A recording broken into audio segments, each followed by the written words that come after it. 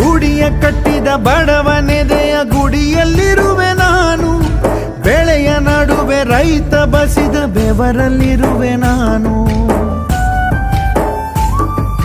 ಕೆಲಸ ನಿನದೆ ಫಲವು ನಿನದೆ ಛಲದ ಒಡೆಯ ನೀನು, ಇದನ್ನು ಮರೆತು ನನಗೆ ನಮಿಸಿ ಶ್ರಮವ ಪಡುವೆ ನೀನು. ಬಿಡು ಮತಗಳ ಜಗಳ, ಇದೇ ಕೆಲಸವು ಬಹಳ, ನನ್ನ ಒಲಿಸಲು ಮರುಳ, ಇರೋ ಮಾರ್ಗವು ಸರಳ, ನನ್ನ ಸೇರ